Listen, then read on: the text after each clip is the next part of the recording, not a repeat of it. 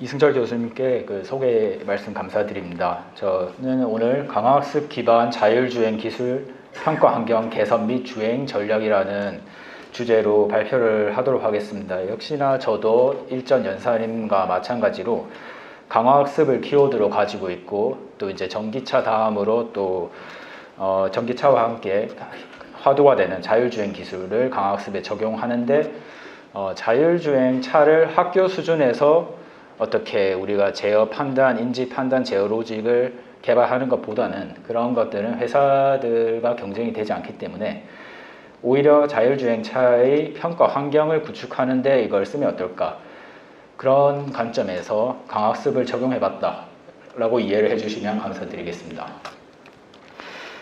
발표 순서는 연구 동기에서부터 시작해서 강화학습 기반의 어떤 제어 정책을 설계하는 그런 관점을 말씀드릴 텐데, 이미 일전 연사님께서 말씀을 해주셔가지고 그런 부분은 간략하게 넘어가면서 좀 제한되는 점, 강화학습이 좀 문제가 되는 점, 이런 것들 위주로 말씀드리겠습니다.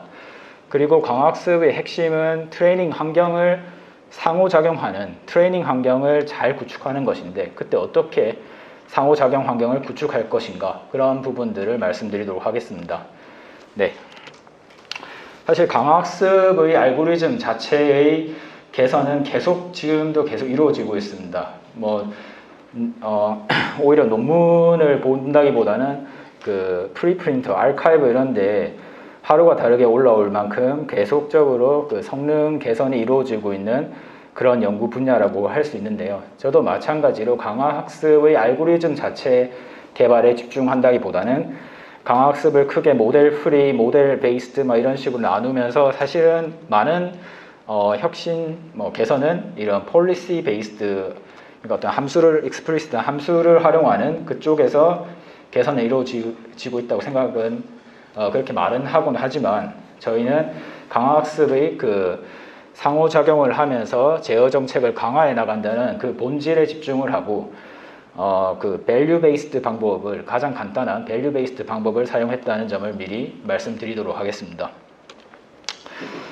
네, 왜 이런 연구를 하게 되었냐? 사실은 세상의 모든 에이전트들은 다개체 멀티 에이전트들로 이루어져 있습니다. 그 멀티 에이전트들은 각각 의사결정을 할 때 서로 상호작용을 하고 어떤 전략을 세울 때도 있습니다. 그리고 때로는 서로 협력을 할 때도 있고 때로는 경쟁을 할 때도 있습니다. 그러면 그때 각 에이전트들은 각자의 골들이 있고 그 골들을 이뤄내기 위해서 디시전을 메이킹하게 됩니다. 보시다시피 이런 보드게임, 바둑, 자율차 이런 모든 부분들이 에이전트들끼리는 서로가 서로에게 영향을 미치고, 그리고 이건 역시나 상호작용이 일어나는 인바이러먼트입니다.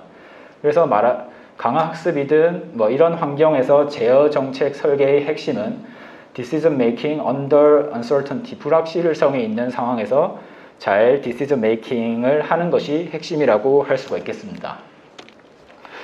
이런 인터뷰도 있습니다. 보시다시피 어떤 로봇 하드웨어적으로 이런 사람이 못하는 백덤블링을 한다거나 그런 하드웨어적인 그런 기술 성숙도는 상당하지만, 보시다시피 웃지 못할 상황이 사람과 상호작용을 못하거나 사람에게는 아주 쉬운 백덤블링은 해도 빵에 잼은 못 발라, 이런 인터뷰도 있는데 웃지 못할 상황이 이렇게 벌어지기도 합니다. 그래서 소프트웨어 개발의 중요성, 그리고 상호작용의 중요성, 로봇과의 협업, 이런 부분들이 앞으로 연구의 화두가 되지 않을까 예상을 하고 있습니다. 그럼 다시 자율주행으로 넘어와서 2018년에 많은 완성차 업체들한테 물었습니다. 언제 그냥 첨단 운전자 보조 시스템이 아닌 레벨 5 Fully Autonomous Vehicle이 가능할 거냐라고 물었을 때, 테슬라는 좀 공격적이게 바로 내년에 한 2019년쯤 되지 않을까, 다른 회사들도 상당히 빠르게 예상을 했습니다.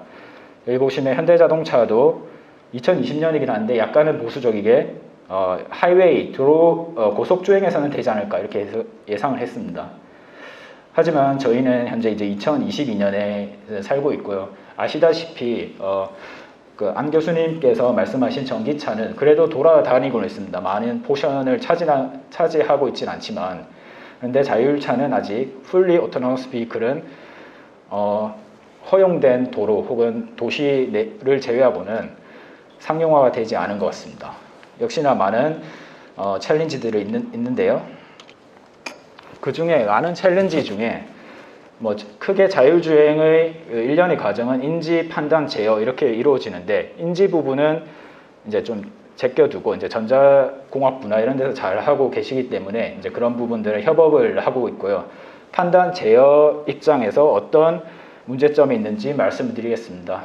조금 극단적인 얘긴 한데, 뭐 잘 아시는 트롤리 딜레마, 내가 희생할 것이냐 아니면 다른 사람들을 희생시킬 것이냐, 혹은 뭐 노인과 아이가 있을 때 어디를 뭐 해야 될 거냐, 뭐 이런 트롤리 딜레마가 있습니다. 사실 이건 좀 극단적인 예를 든 거고요. 조금 더 저희가 좀 빈번하게 마주할 수 있는 상황을 가지고 왔습니다. 저희가 주행을 할 때 갑자기 이런 공이 튀어나왔다고 치면, 저희 같으면 자율차의 입장에서는, 저희가 아니라 자율차의 입장에서는 이 공은 사실 크게 위협이 되지 않은 존재일 수도 있습니다. 그래서 그냥 쭉 원래 속도를 유지를 할 수도 있습니다. 물론 회사나 뭐 기술, 로직에 따라서 다를 수는 있지만 공은 크게 위협이 되지 않는다고 생각을 할 수 있습니다.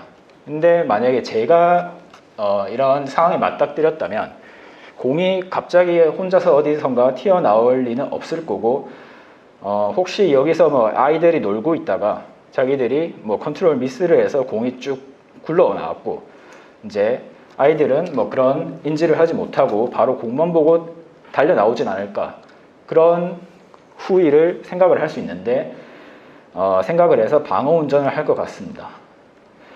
그때 과연 자율주행차도 적절한 판단 제어가 이루어질 수 있을지, 그리고 이런 플라스틱 백, 비닐 봉투가 날라올 때, 물론 이건 위험한 상황일 수도 있습니다.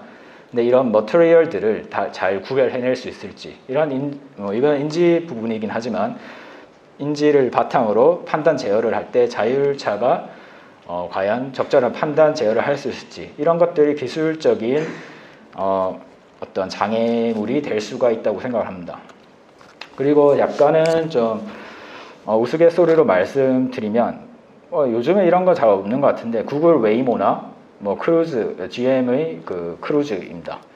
구글 웨이모 같은 이런 차가 이렇게 일반 승용 차량은 좀 다르게 생긴 이런 차, 그리고 이런 로고를 이렇게 딱 새겨놓은 차가 도로 위를 주행을 한다면 모르겠습니다. 저 같으면 조금 막 슬쩍 건드려 볼 것 같습니다. 이런 차가 과연 내가 이런 액션을 했을 때 잘 반응을 할지, 제대로 판단 제어를 할지.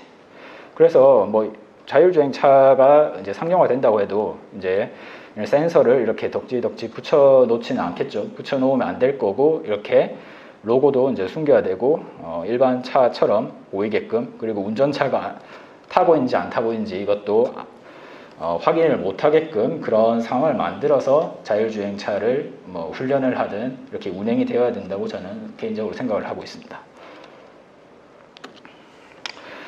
그러면 다시 한번 돌아와서 제가 감히 자율주행 시대로 레벨 5 풀리 autonomous vehicle 시대로 우리가 갈 수 있을 거냐 없을 거냐 하는 얘기를 예측을 할 수는 없지만, 확실한 거는 자율주행차가 어느 한순간에 2025년 1월 1일부터는 모든 차는 자율주행차가 되어야 합니다.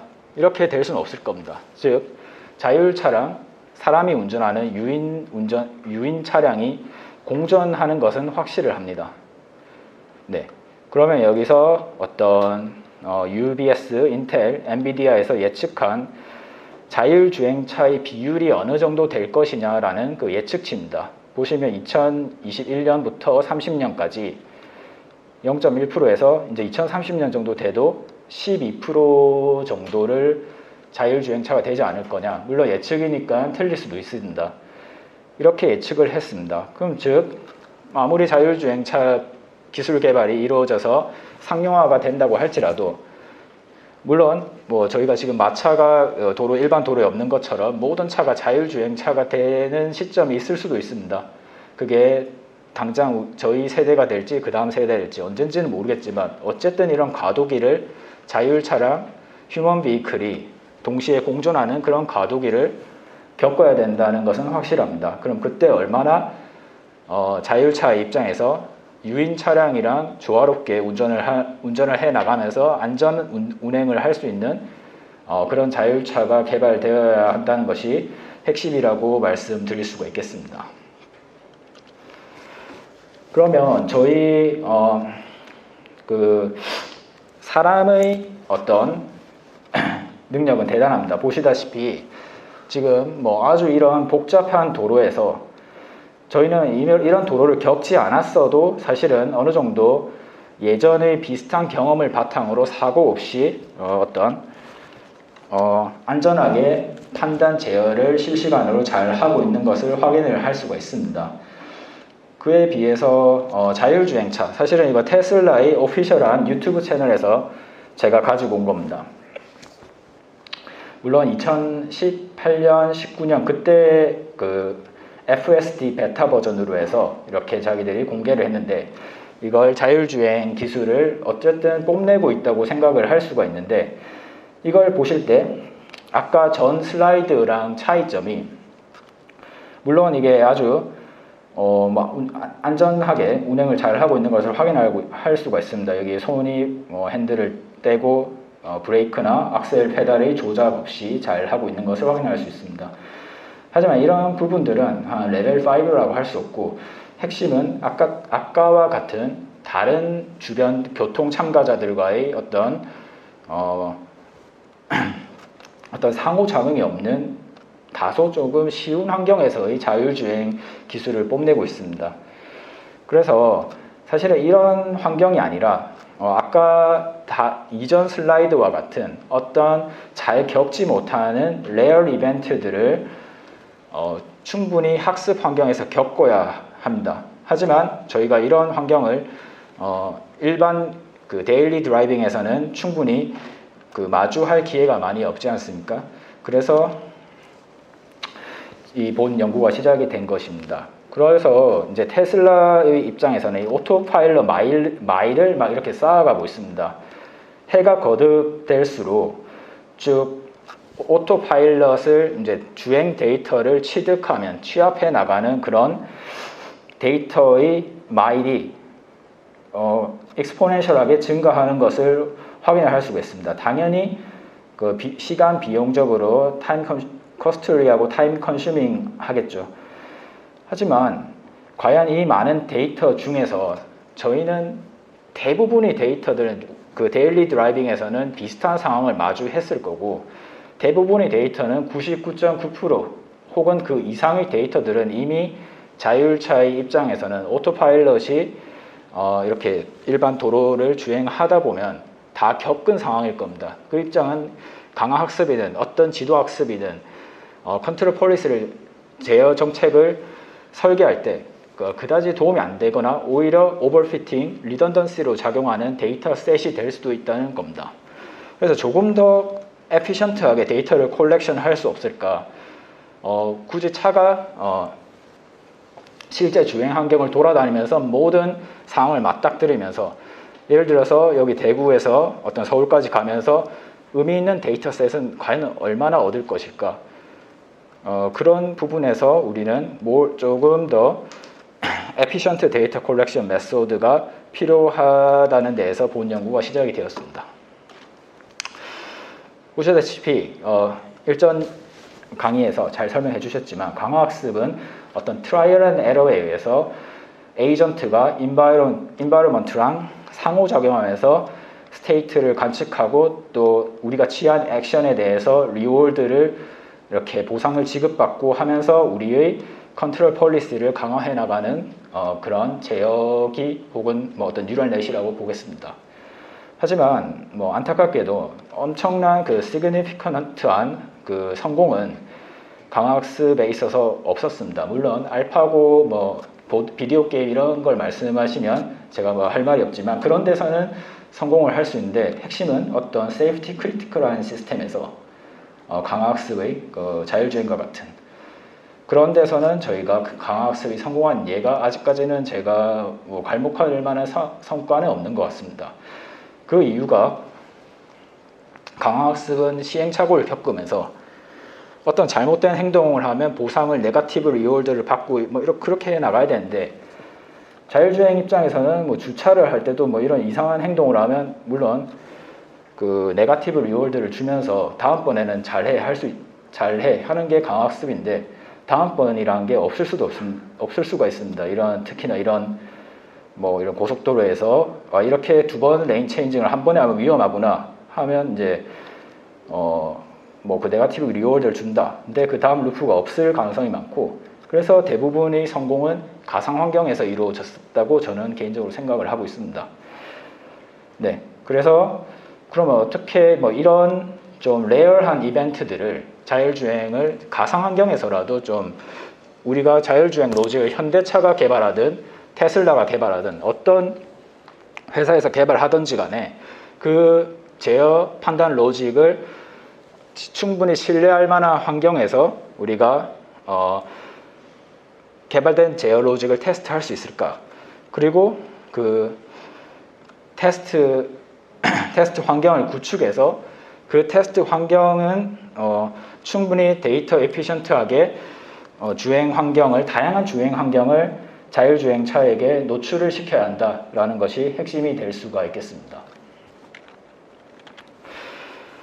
네, 이런 그 연구가 있습니다. 또 비디오 게임 혹은 이건 실제 자율주행차 영국의 웨이브라는 회사에서 자기들이 이제 강화 학습을 통해서 컨트롤 폴리시를 이렇게 학습을 하고 있는 그런 그 비디오를 애니메이션을 제공하고 있는데요. 제가 생각하기에는 아까와 같은 말일 수도 있는데, 이거는 분명히 자율주행차가 아니라 그냥 레인 키핑 혹은 어떤 레인 트레이싱을 하고 있는 그런 상황입니다. 핵심은 신뢰할 만한 학습 환경, 상호작용을 할 수 있는 환경을 잘 구축하자라는 것이 제가 지금 말씀드리고 싶은 본 연구의 핵심이라고 말씀드릴 수가 있겠습니다. 네, 이거는 혹시 진짜 오토노머스 드라이빙이냐? 제 개인적으로는 이거는 개인적이 아니라 이건 오토노머스 드라이빙이 아니라고 할 수가 있겠습니다. 그래서 저희가 저희 연구실 학생한테 어떤 카메이커나 이런 그 소프트웨어에다가 그리고 이런 주행 시뮬레이터로 한번 운전을 해봐라. 어떤 특정한 주행 환경에서 운전을 해봐라 라고 했습니다. 이렇게 페달이랑 이런 핸들을 조작해 나가면서 현재는 지금 어떤 앞에 차를 팔로잉하고 있는 그런 상황에 있습니다. 근데 문제는 이런 자율주행용 소프트웨어, 어떤 차량 동력화학용 소프트웨어가 굉장히 많이 나와 있는데, 과연 그것들이 강화학습을 적용할 만한 그런 충분히 신뢰할 만한 트레이닝 환경을 제공하냐라는 것입니다. 보시다시피 이게 우리 차인데 이렇게 그냥 마치 유령 차량처럼 고스트 비클처럼 주변의 차량들이 우리 차량이 어떤 행동을 하면 적절하게 반응을 해줘야 되는데, 그런 상호작용이 일어나고 있지 않은 것을 여러분들께서는 확인을 할 수가 있습니다. 그러니까 말씀드리면 이게 우리 자율차 옆에 자율차든 어떤 테스트를 로직을 테스트하고 싶은 개발된 자율차라고 치면 아닙니다. 개발된 게 아니라 이런 강화학습을 통해서 이런 환경에서 흰 차를 충분히 트레이닝을 하고 있다고 할 때 이 주변 차량들이 스크립트된, 마치 영화 대사에서처럼 스크립트된 비헤이비어만 가지고 움직이고 있다는 게 문제가 될 수가 있습니다. 그래서 이 주변 차량이 우리랑 상호작용하게끔 만드는 그런 그 테스트 환경, 가상 환경을 구축하는 것이 제 목표라고 말씀드릴 수가 있겠습니다. 네, 물론 이런 유시버클리나 이런 데서 공개된 인터랙션 데이터셋이라는 것도 있습니다. 이런 교차로나 이런 고속도로나 이런 복잡한 도로에서 좌회전하고 이런 도로에서 인터랙션 데이터셋이 있습니다. 하지만 이거는 그냥 항공에서 다양한 차량들에 대해서 라벨링도 하고 어떤 움직임을 기록해 놓은 것이지 여기다가 에이전트를 풍덩 담고서 얘네들이랑 상호작용을 해 나가면서 이곡하의 자율주행차의 컨트롤 폴리시를 강화해 나가세요 하기에는 얘네들은 우리가 그냥 후처리 분석만 할 수 있을 뿐이지 제가 뭐 이런 엉뚱한 행동을 하면 거기에 대해서 반응을 하진 않을 겁니다. 그냥 기록된 데이터 셋이기 때문에. 그래서 그러면 한번 강화학습을 적용하기 위한 테스트 환경을 만들기 위해서 일반 차량들이 원래 그냥 차량의 모션은 종방향, 횡방향 두 가지로 나눌 수가 있는데 종방향 그냥 앞으로 쭉 따라가는 앞에 차량을 적절한 간격을 유지하면서 우리가 디자이어드한 디스턴스를 세팅해 놓고 적절하게 속도를 조절해 나가는 인텔리전트 드라이버 모델을 차량에 입혔습니다. 그리고 레인 체인징 모델, 어떤 상황에 있으면 우리가 레인 체인징을 할 거냐, 그때는 이 레인 체인징에 인볼브된 모든 차량들이 전체적으로 속도에 있어서 손해를 보지 않을 때만 내가 레인 체인징을 하겠다는 Minimizing Overall Braking Induced by Lane Changing이라는 흔히 말하는 모빌이라는 수학적인 종방향, 횡방향 모델을 차량에 입혀봤습니다. 보시면 이 파란색 차들에다가 지금 IDM과 모빌 베이스드 디시전 메이킹 알고리즘을 입혀보았고, 이 차량들은 이 앞에 스태틱 옵스테클을 놔두었을 때 알아서 이렇게 잘 피해 나갑니다. 잘 피해 나가고 자기들끼리도 적절하게 보시면 뭐 이렇게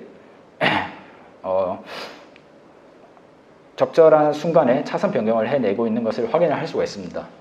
그러니까 이거는 뭐 학습이나 이런 게 아니라 그냥 수학적인 모델을 요 각각의 차량들에다가 입힌 것이라고 볼 수가 있습니다.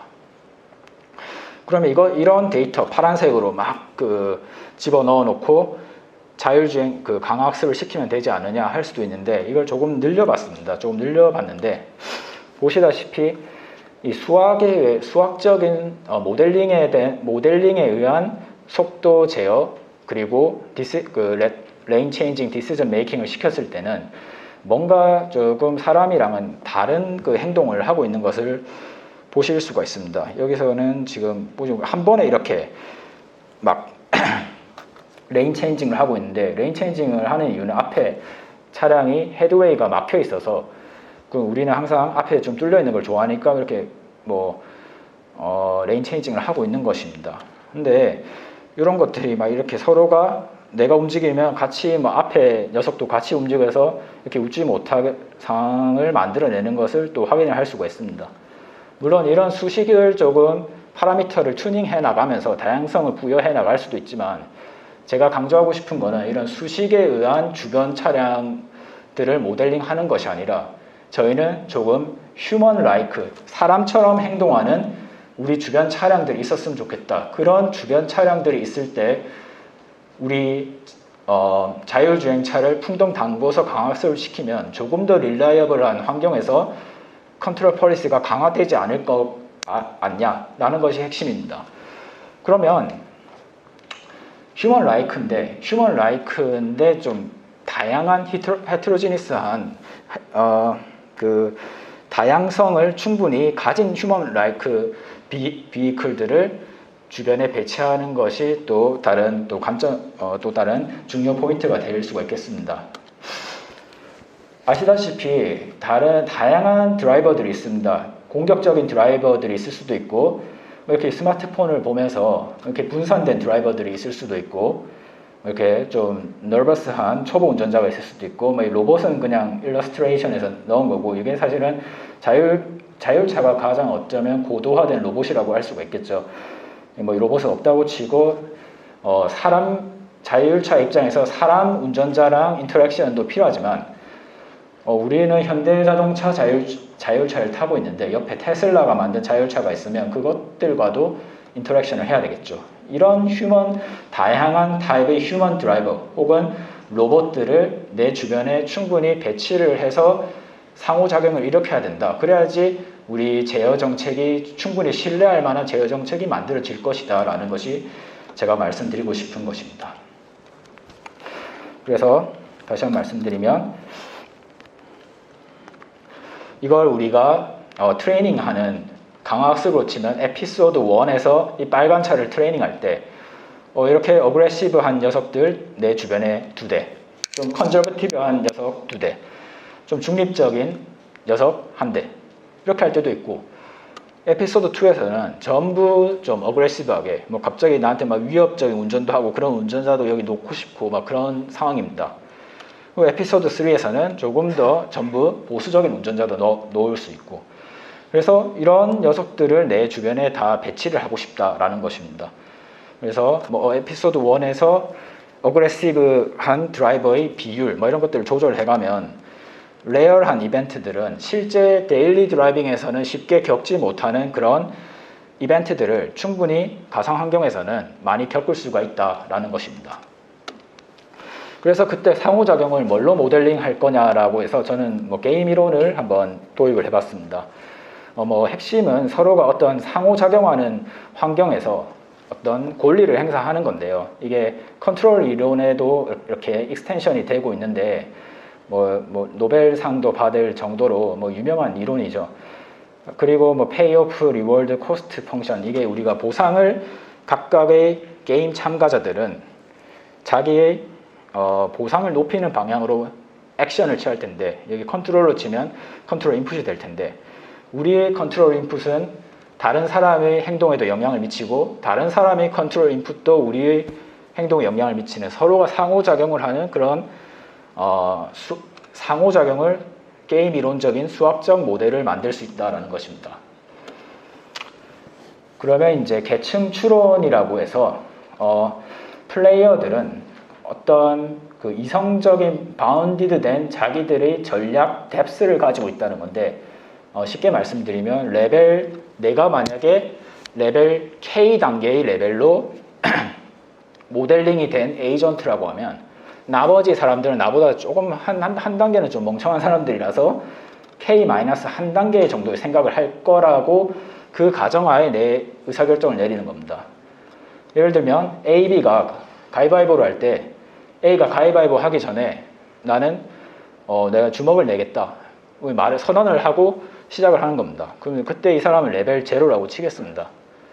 그러면 B가 만약에 레벨 1이라면 레벨 1로 모델링이 되었다면 레벨 0의 생각을 읽을 수가 있습니다. 왜냐하면 나는 1인데 1-1단계의 생각을 하겠지. 다른 인터랙티브한 그 플레이어가.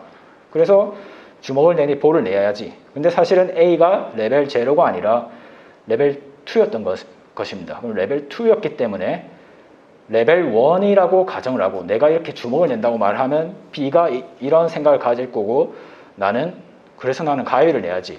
레벨 1에 대응되는 액션을 내야지 하는 그런 상호작용을 모델링하는 방법 중 하나라고 생각을 하시면 되겠습니다. 그래서 이 레벨 0, 1, 2 이런 드라이버의 특성을 가진 드라이버들을 내 주변 차량에 내 주변의 차량으로 많이 배치를 하자라는 것이 본 연구의 제가 말씀드리고 싶은 부분 중 가장 큰 핵심이 되겠습니다. 그럼 이렇게 꼬리에 꼬리를 무는 과정을 언제까지 할 거냐? 그럼 이거 뭐 레벨 5단계, 10단계 끝까지 이렇게 하면 계산량이 얼마나 늘어나냐? 이렇게 말씀을 하실 수도 있습니다. 물론 사람마다 다르기 때문에 그게 맞는 말일 수도 있습니다. 그래서 한번 이러한 고전적인 게임을 하나 들고 왔습니다.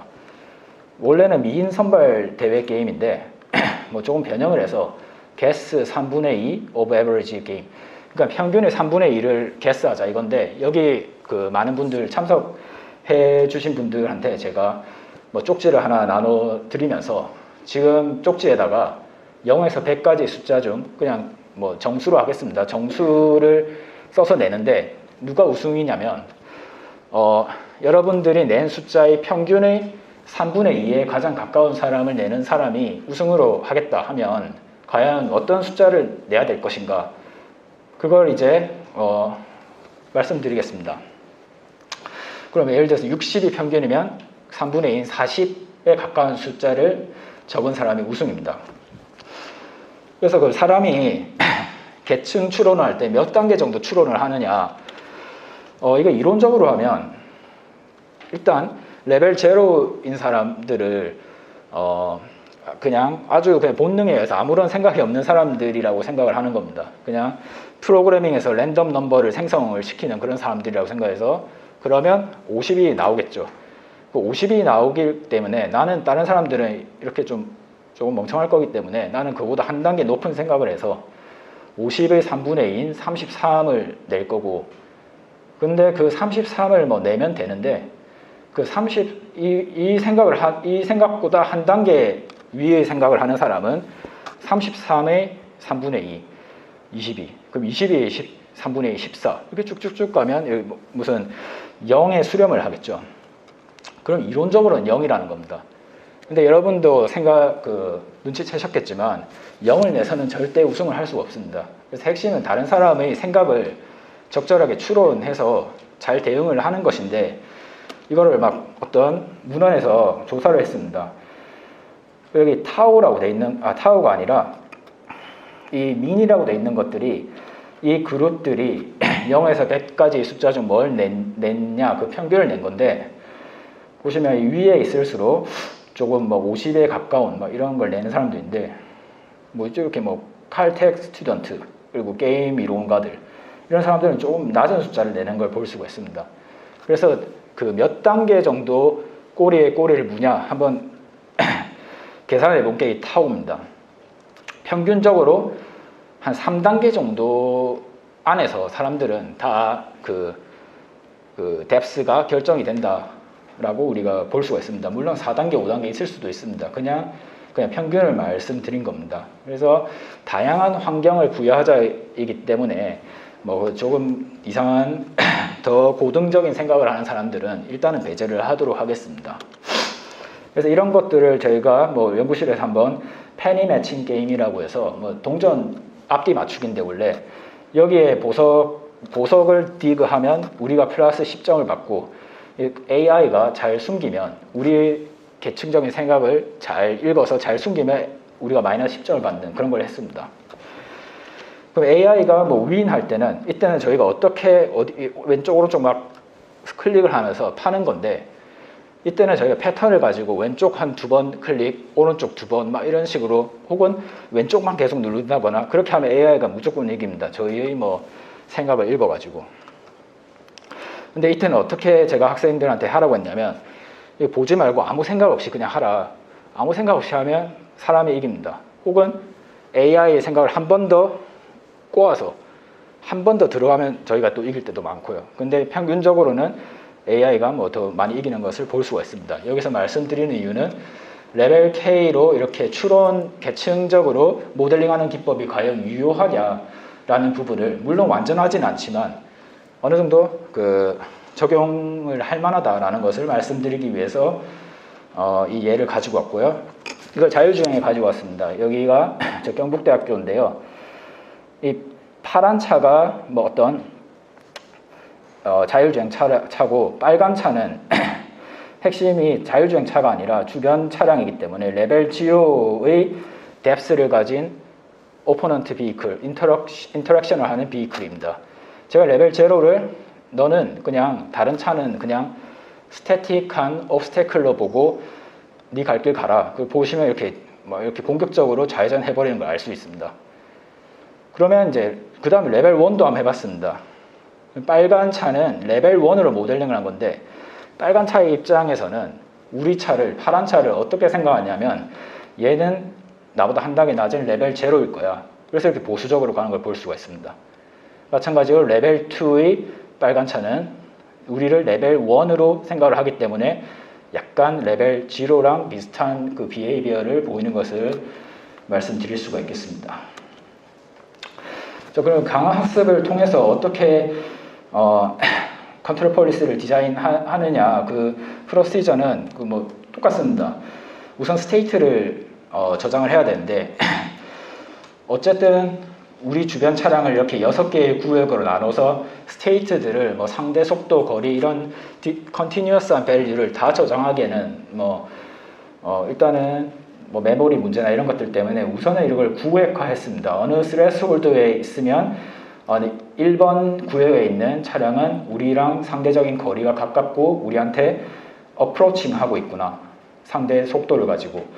그걸 우리는 스테이트, 메시지 혹은 스테이트라고 정의를 했었고, 리월드는 뭐 어떤 디자인 펑션으로 뭐 충돌이 일어나면 리월드를 많이 네거티브 리월드를 주고 앞에 차가 없게끔 레인 체인징을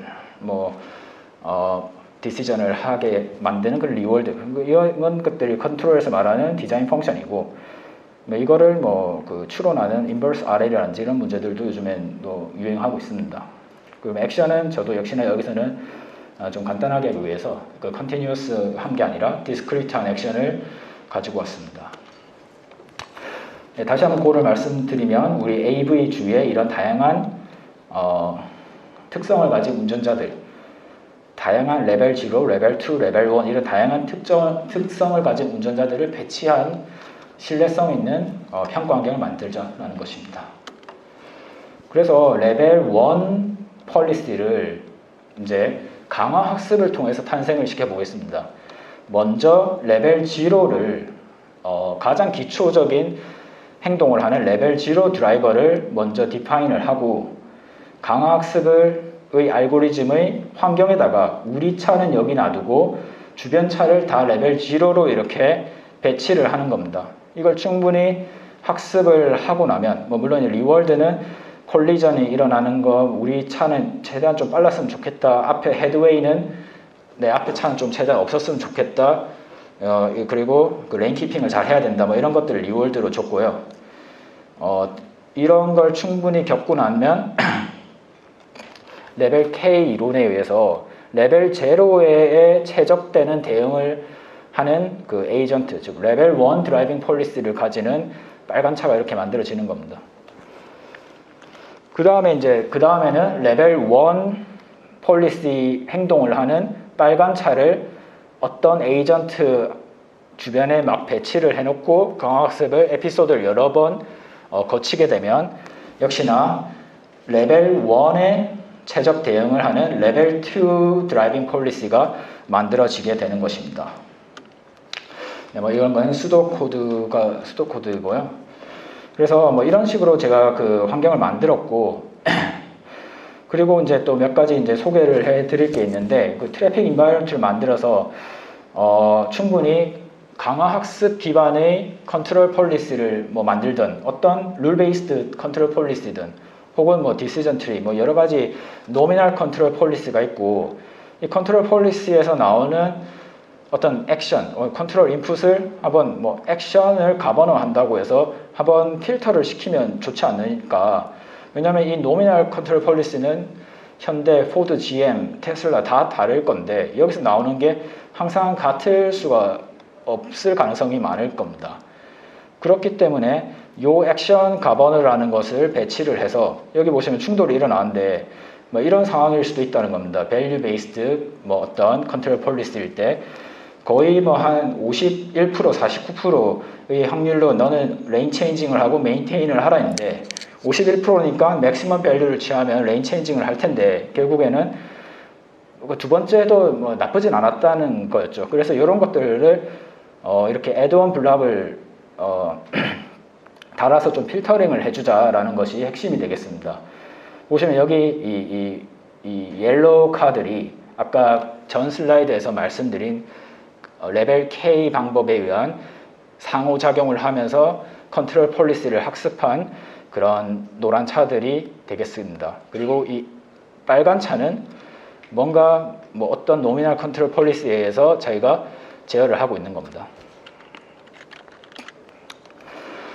그래서 목적은 어떤 아무런 드라이빙 폴리시랑도 잘 인테그레이션이 되는 걸 우리가 목표를 하고 있고, 그러니까 다시 말씀드리면 지금은 이거는 이미 정해져 있고 기본 디폴트 제어기는 정해져 있고 거기 나오는 것을 한 번 더 배드한 액션들을 잘 모아가지고 여기서 필터링을 해주자라는 것입니다. 그리고 또 여기서 강학습이든 뭐든 그 가장 중요한 처음에 시작하는 게 마르코브 프로퍼티라는 건데 현재 스테이트들은 과거 히스토리를 다 내포하고 있어서 우리는 현재만 주목하면 된다라는 겁니다. 근데 자율주행이든 뭐 우리가 운행할 때 우리가 딱 스냅샷을 찍은 그 상황 그 자체가 모든 히스토리를 내포하고 있지는 않습니다. 그래서 마르코브 프로퍼티가 성립하지 않을 수도 있습니다. 물론 이를 해결하기 위해서 어떤 덩어리를 모아서 시퀀스를 모아서 그걸 하나의 또 덩어리를 스테이트로 산정을 하는 방법도 있긴 하지만 뭐 여기서 말씀드리는 부분은 이 배드 액션들을 모을 때 히스토리들을 이렇게 럼프드 해가지고 스택한 히스토리에 대한 배드 액션을 모아서 필터링을 해주는 겁니다. 보시다시피 그냥 디폴트한 폴리시만 넣었을 때는 크래시가 일어나지만 그 액션이 필터링을 해줘서 레인 체인징을 취소시켜버리고 넌 그냥 메인테인을 해라 뭐 이런 식으로 필터링을 해주는 애드온 블락을 개발을 한 것을 공유해 드리겠습니다. 네, 이거는 뭐 수도 코드고 보시면 뭐 어떤 제가 스태클버그라는 게임 이론 어프로치가 있고 뭐 그런 디폴트 폴리시를 여기에 사용했을 때, 그 레벨 K를 사용했을 때, 디시전 트리를 사용했을 때, 뭐 같은 색깔만 보면 되는데 같은 색깔을 사용했을 때 콜리전 레이트가 이렇게 높았던 것을 어쨌든 낮추고 있는 것을 확인을 하실 수가 있습니다. 여기서 배드한 컨트롤 인풋을 한번 필터링 해준다라는 그런 개념이라고 보시면 되겠습니다. 그리고 게임 이론 기반의 디시전 메이킹의 이그젬플들을 몇 가지 보여드리겠습니다. 저희가 연구실에서 학생들한테 이 키보드로 파란 차를 지금 한번 제어를 하고 이 빨간 차는 그 강화학습이 어떻게 보면 베리언트일 수 있는 이미테이션 러닝, 모방 학습 기반으로 충분히 데이터를 모아서 이런 상황에서는 이런 액션을 내뱉는 뉴럴넷 기반으로 모델링이 된 빨간 차입니다. 그러니까 지도학습을 통해서 빨간 차를 빨간 차의 행동을 우리가 미리 미리 스크립트된 행동이 아닌 인터럽티브한 행동을 만드는 거고요. 그걸 보시면 제가 학생한테 야 그냥 무조건 가속해봐 하면 이 빨간 차가 거기에 맞춰서 인터럽티브하게 좌회전을 하고 있는 것을 확인할 수 있습니다. 이게 뭐냐면 빨간 차의 입장에서 휴먼의 키보드 오퍼레이팅 키보드 입력에 대한 레벨을 추론한 겁니다. 보시면 상호작용이 일어날 때 레벨 0랑 2가 이렇게 확 올라가는 걸 볼 수가 있는데 그러면 야 얘는 이 레벨 뭐 0나 2니까 좀 뭔가 공격적일 거야. 나는 레벨 1처럼 해야지 혹은 레벨 3처럼 해야지 라고 이 빨간 차는 그렇게 학습이 된 겁니다. 보시면 이제 이번에는 우리가 좀 양보해주면 어떨까? 양보해주면 역시나 얘는 좀 양보해주는 녀석이네 하면서 이 레벨을 추정해서 자기가 먼저 가는 것을 할 수 있습니다. 그래서 물론 이런 거를 우리 이곡화 자율주행차 학습에도 활용할 수 있지만 거기에 활용하자는 게 아니라 인터럭티브한 환경을 만드는데 활용하는데 초석이 될 수 있지 않을까 생각을 하고 있습니다. 네, 뭐 턴 라이트 할 때 이것도 키보드로 파란색 차를 움직인 겁니다. 근데 물론 키보드로 이번에는 고의로 한번 충돌을 만들어 봐라고 했습니다. 뭐 그럼 당연히 못 피합니다. 이거는 뭐 누가 있어도 여기는 못 피하는 상황이기 때문에 뭐 크게 문제가 되는 건 아닙니다. 이게 고의로 박는데 뭐 이렇게 잘 싹 피했으면 좋겠지만 그게 더 오히려 이상한 거기 때문에 고의로 박을 때는 못 피한다라는 것입니다. 몇 가지 더 말씀드리면 저희가 그 차선 병합을 할 때 일반적인 우리는 그렇지 않은데 자율차가 만약에 충분한 공간이랑 이런 것들이 확보되었을 때만 끼어들어라 하면 차가 계속 오면 뭐 못 끼어들 거고 다 지나가고 나서 이렇게 막 끼어들 겁니다.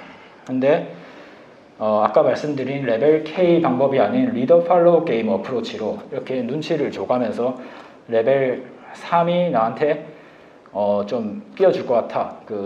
쉽게 말씀드리면 이렇게 타고 올라가면서 트리 서치를 통해서 리월드를 막 추론해 나가는 그런 겁니다.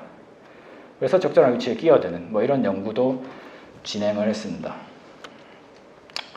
그리고 이렇게 어퍼 레이어, 로어 레이어로 두 단계로 나눠서 최근에 연구실 학생이 진행한 연구인데 요즘에 자율주행차의 V2X, Vehicle Connectivity Information을 충분히 활용할 수가 있는데 우리가 오버테이킹을 하고 싶은데 앞에 차들의 행동을 미리 막 보고 나한테 끼워줄 차가 있다 없다, 원래 사람이라면 이 4번 차밖에 못 볼 텐데 이렇게 모든 차량들이 비헤비얼들을 보고 나 이 3번 앞에 끼어들면 되겠다 라고 글로벌하게 3번을 타겟으로 지정하고 3번 앞에 가서는 아까 말씀드린 게임 이론의 상호작용에 기반한 디시전 메이킹을 해서 이렇게 끼어드는 걸 볼 수가 있습니다. 그리고 뭐 이걸 사람이라고 치면 그냥 일단 막혀있으니까 이렇게 차선 변경을 했다가 이건 가상의 벽이라고 치겠습니다. 그냥 가상의 벽에 도달할 때까지 뭐 아무도 끼워주는 사람이 없으니까 그냥 쭉 가는 걸 볼 수가 있습니다. 뭐 공사 구간 이런 거라고 생각을 하겠습니다. 그리고 이 앞에 차가 이 어퍼 레이어에서 앞에 차들이 아무도 안 끼워줄 것 같으면 그냥 그리고 이 공사를 하고 있다는 것을 우리가 알고 있기 때문에 그냥 우리는 차선을 유지를 하겠다라는 뭐 그런 알고리즘을 또 소개해 드리겠습니다.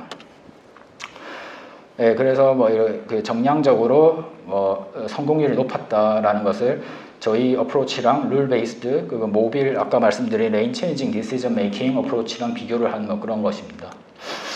그리고 마지막으로 하나만 더 말씀드리면 뭔가 이제 요즘에는 자율차가 한 대만 있는 게 아니라 그 CAV라고 치면 서로가 협력 주행을 할 수가 있습니다. 협력 주행을 하면 저희가 뭐 쇼트 트랙 이런 걸 할 때 제일 앞에서 이렇게 끌어주는 사람이 바람 저항을 막 맞으면서 본인은 희생하지만 그 뒤에 사람들 거기에 잘 숨어가지고 그 바람 저항을 최소화하면서 자기 이득을 취하는 것을 잘 확인할 수가 있습니다.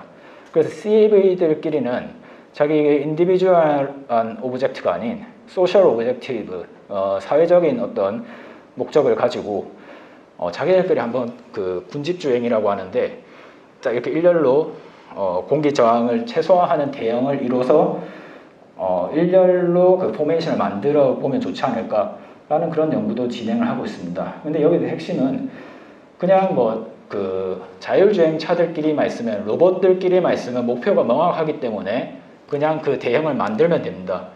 근데 그 대형을 만들 때 방해하는 존재가 휴먼 드라이버고 휴먼 비이클들을 간접적으로 제어하는 것이 또 문제가 될 수가 있겠습니다.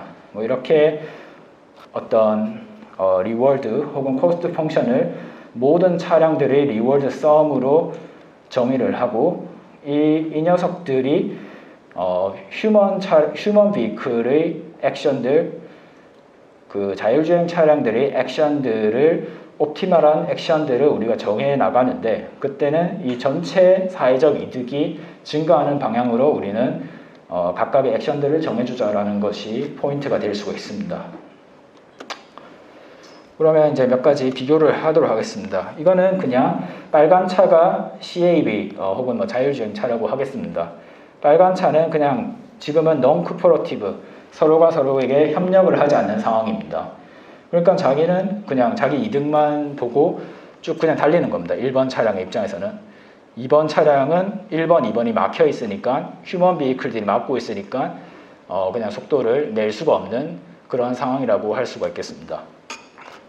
근데 이걸 과연 뭐 빨간 차들끼리 협력을 하면 어떨까라는 겁니다. 보시면 1번이 뭐 난 좀 희생하더라도 나는 이렇게 쭉 감속을 해서 1번 차량의 차선 변경을 유도해내고 2번이랑 뭐 이런 식으로 대형을 맞추거나 그렇게 할 수가 있다는 겁니다. 이걸 좀 차선을 늘려서도 생각을 할 수가 있습니다. 지금은 non-cooperative 할 때는 각자의 이익에 맞춰서 헤드웨이가 전방 시야가 확보되는 방향으로 1번 왔다 갔다 하고 있는 거고요. 근데 여기서 3번의 약간 내가 감속을 하고 2번을 뭐 끼어들게 하고 뭐 이 속도 프로파일이 여기 나와 있습니다. 이 세 개가 이렇게 대형을 이루도록 소셜 오브젝티브를 이루기 위한 멀티 에이전트 컨트롤을 하고 있는 것을 볼 수가 있겠습니다. 네, 그래서 뭐 결론입니다. 뭐 RL 강화학습은 non-safety critical 시스템에 대해서는 큰 성공을 거뒀지만 여전히 뭐 safety critical한 시스템에서는 뭐 좀 제한적으로 성공을 거뒀다라고 말씀드릴 수가 있습니다. 그리고 본 연구에서는 게임 이론 기반의 인터랙션 모델링 방법을 제안을 하였고요. 어떤 K 단계의 추론이라는 알고리즘을 통해서 이거는 조금 믿을 만한 테스팅 인바이러먼트를 자율주행 차량 개발 로직에 대해서 테스팅 인바이러먼트를 제공해 줄 수 있는 툴이 될 수 있지 않을까라고 생각을 하고 있습니다. 예, 물론 뭐 RL이나 머신러닝을 무시하는 것은 큰 실수지만 결론은 저는 이제 제어가 주 전공이기 때문에 이게 모든 것을 다 리플레이스 할 수는 없다라고 생각을 합니다. 그래서 앞으로 이렇게 하이브리드 형태로 잘 강학습이나 머신러닝의 장점을 저희가 취하면서 전통적인 제어 방식이랑 하이브리드 형식으로 가야 되지 않을까라는 게 제 생각을 말씀드리겠습니다. 마지막으로 연구에 도움을 준 저희 연구실의 지경태, 박수영 학생 그리고 오번 유니버시티의 난리 교수님께 감사의 말씀 올리며 발표 마무리하도록 하겠습니다. 예.